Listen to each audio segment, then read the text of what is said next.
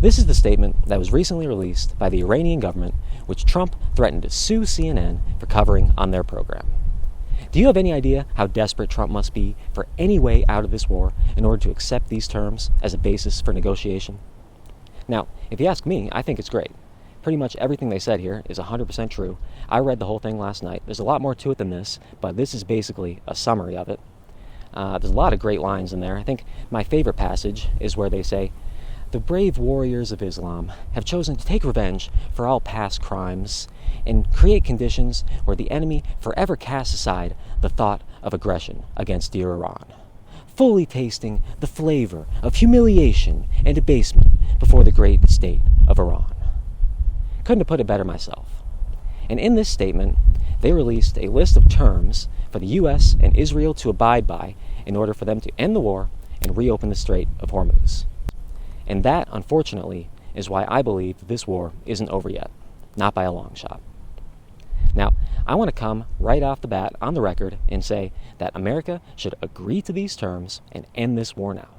Nothing that Iran is asking for here is actually that unreasonable if you're not an insane, radical, right-wing fascist. It basically just amounts to them being their own sovereign nation and being allowed to make their own decisions. They want to end the sanctions. They want the U.S. to stop their military operations in the region. They want control of the Strait of Hormuz. They want to be able to have a nuclear program if they want. They want the U.S. to pay them reparations because we started this stupid and illegal war and committed a bunch of war crimes. None of that is actually unreasonable. And probably the best part of all is that they want Israel to give back the land that they have stolen in Lebanon, in the West Bank, and elsewhere. All great stuff that the U.S. should agree to. But, of course, the people who are running our government are not sane and reasonable. They are completely insane and unreasonable.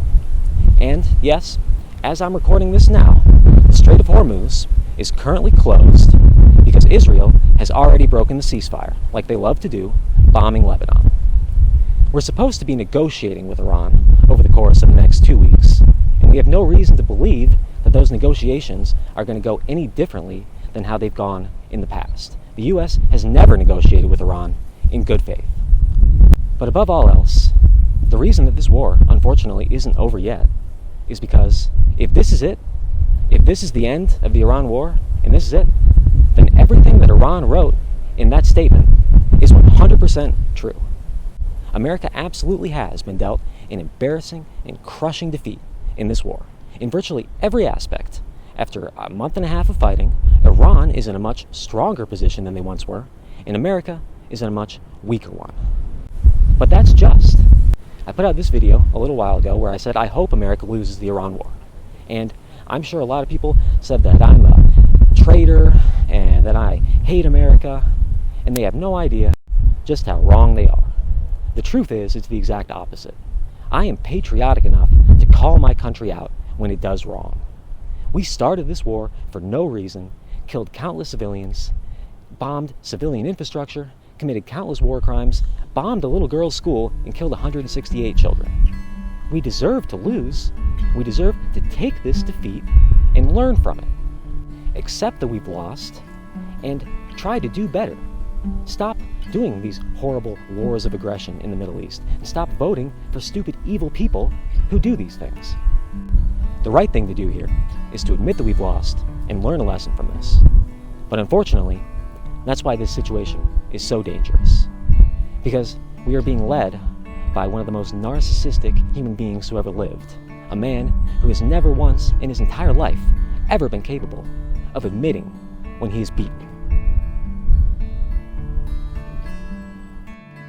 Fearing the ends won't come by the stroke of a pen. In this rut, over and over, we can't get unstuck.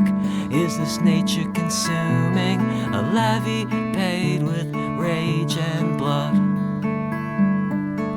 The cost of hubris is looming. All we want is to be free and have a shot.